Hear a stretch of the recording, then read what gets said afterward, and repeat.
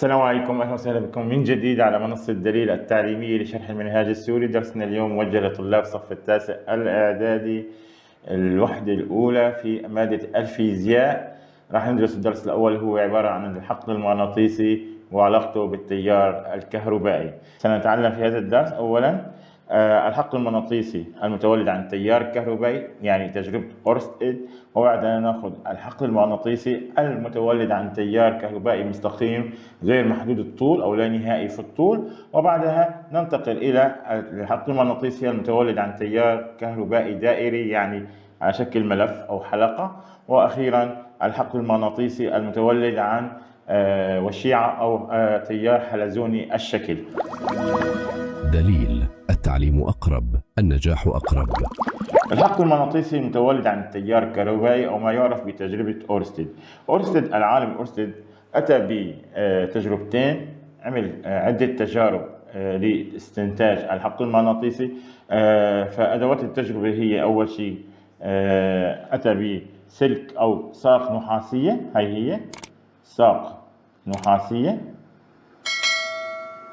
ومنبع تيار متواصل أو منبع تغذية كهربائية مستمر طبعا، وأبرة مغناطيسية موضوعة على حامل. كذلك عندي قاطعة كهربائية ومقياس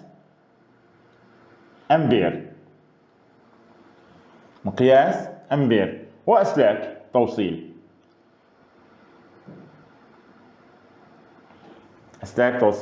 وقام بإجراء التجربة التالية. في البداية ترك القاطعة مفتوحة ووضع الأبرة المغناطيسية موازية للساق النحاسية. لاحظ أن الأبرة المغناطيسية هي موازية للساق النحاسية، والقاطعة مفتوحة، يعني لا يمر تيار كهربائي. فلاحظ أن الأبرة تبقى ثابتة في مكانها، أي لا يتولد حقل مغناطيسي نتيجة لعدم مرور تيار كهربائي. قام بعدها بالتجربة الثانية، راح أغلق القاطعة بالشكل 2، سكر الدارة، أغلق القاطعة، أغلق الدارة، فمر تيار كهربائي. لاحظين مر تيار كهربائي، فالأبرة المغناطيسية انحرفت وغيرت اتجاهها، كانت موازية للساق فغيرت اتجاهها، انحرفت. انحراف الإبرة نتيجة مرور أو نتيجة تولد حقل مغناطيسي الناتج عن مرور تيار كهربائي.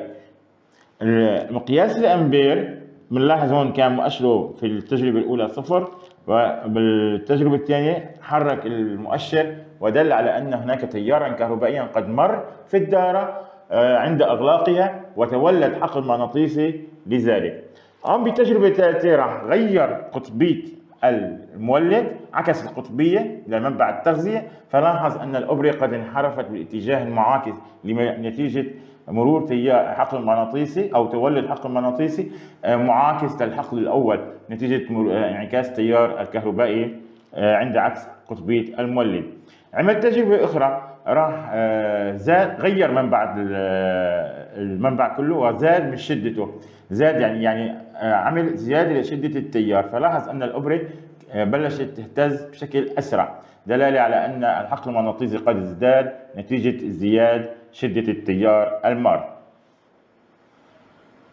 فالنتيجة اللي وصل لها أورستيد أنه يتولد حقل مغناطيسي نتيجة مرور تيار كهربائي في هذه الساق، في الساق النحاسية.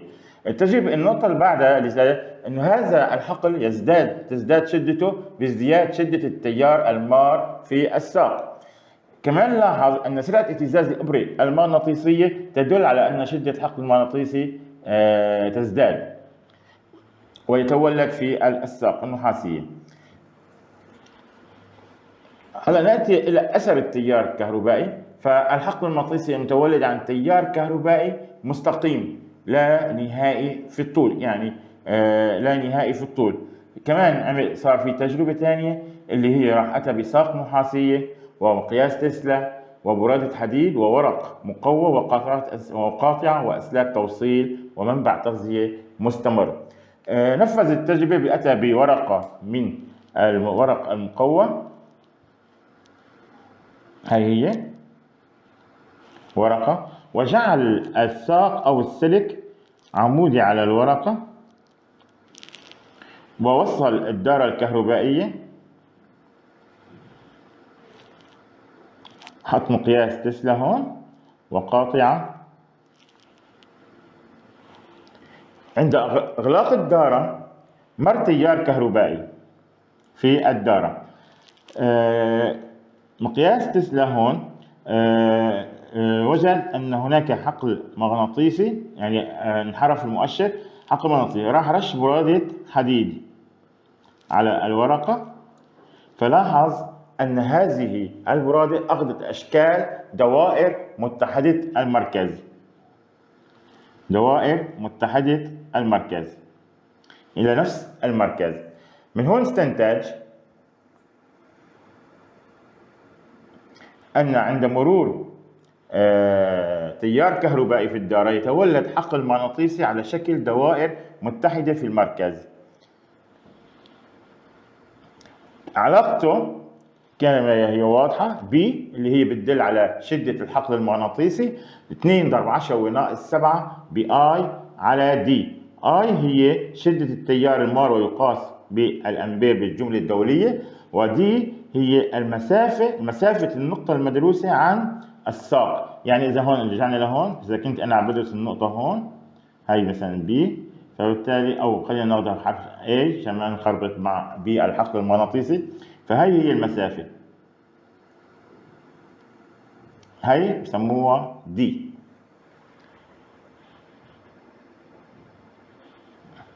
نرجع نحطها بس بلون لون عشان تبين أكثر علينا، راح أختار لون أسود.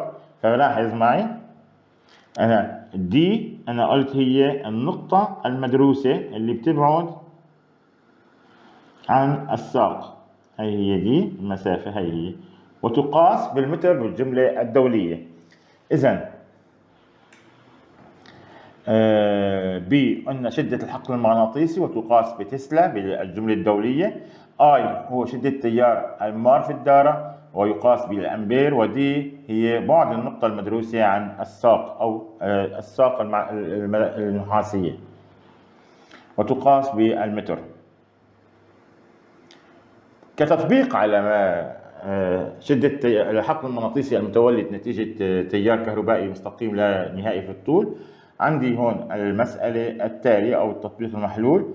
نمرر تيارا كهربائيا I يساوي 5 أمبير، إذا هون I يساوي 5 أمبير في سلك مستقيم. إذا بحط هون سلك مستقيم، بنتبه وأنا عبارة المسألة لنوع التيار في سلك مستقيم طويل.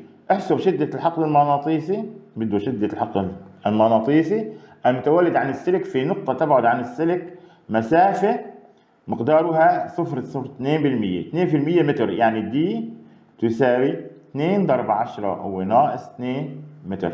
بطبق القانون اللي هو B يساوي 2 ضرب 10 وناقص 7 ضرب I على D يساوي 2 ضرب 10 وناقص 7 ضرب الآي عطيني إياها هو 5 أمبير، والمسافة هي 2 ضرب 10 وناقص 2. هال 2 مع هال 2 بتروح، فصار عندي B يساوي 5، بقى عندي 5، وال10 أس 2 إذا رفعتها لفوق على البسط بتصير 10 وزائد 2، يعني 5 ضرب 10 وناقص 7 ضرب 10 وزائد 2 ويساوي 5 ضرب 10 وناقص 5 تسلا. وحد شدة الحقل المغناطيسي هي تسلا.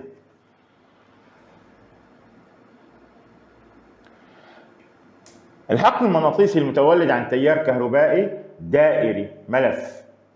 كمان تجربة صغيرة، نفس الأدوات اللي استخدمناها في التجربة السابقة نستخدمها الآن، ولكن نأتي بحلقة أو على شكل دائرة، حلقة على شكل دائرة أو ملف على شكل دائرة.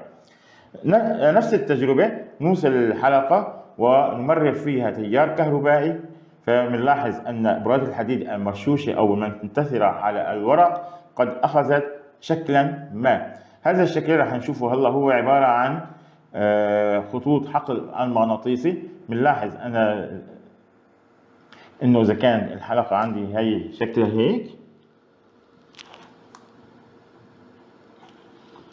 هي الحلقة،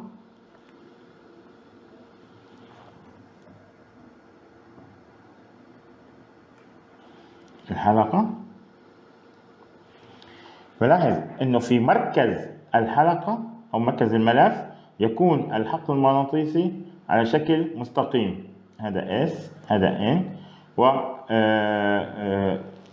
بعدها بصير يدخل هي هو بيلف عندما هو خارج من الحلقة، وهون كمان نفس الشيء. إذن عبارة عن منحنيات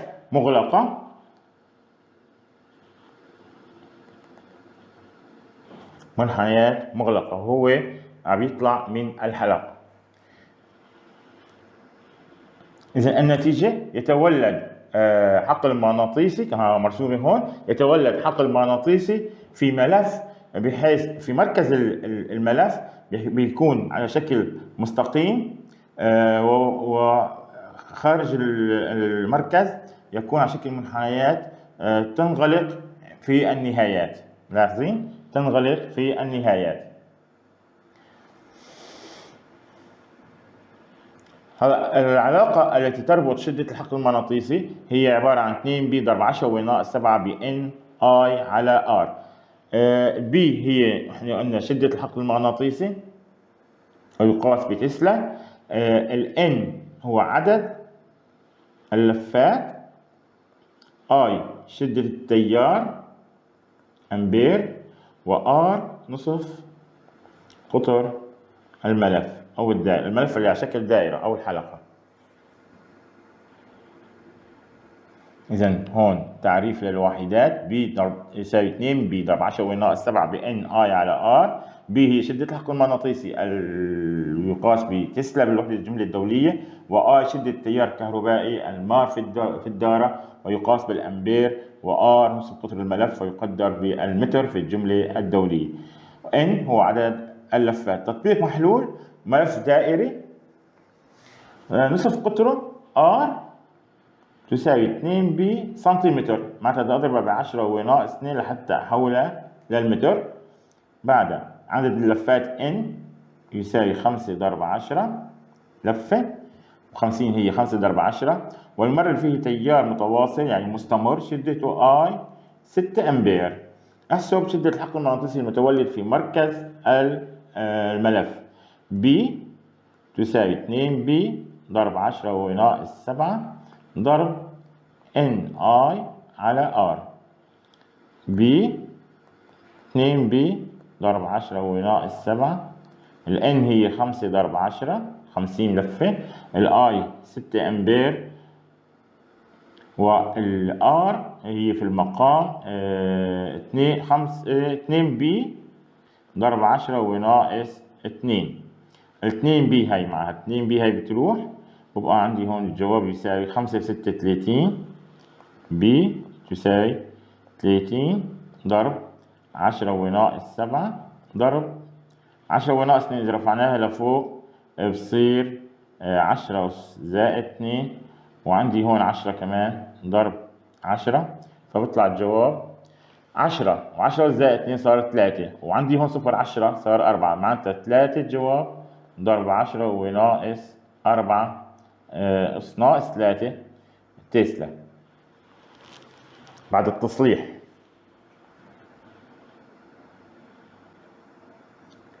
إذن لهون بيكون انتهى الجزء الأول من درس المغناطيسية والتيار الكهربائي. نلتقي بكم في الجزء الثاني من درس المغناطيسية والتيار الكهربائي.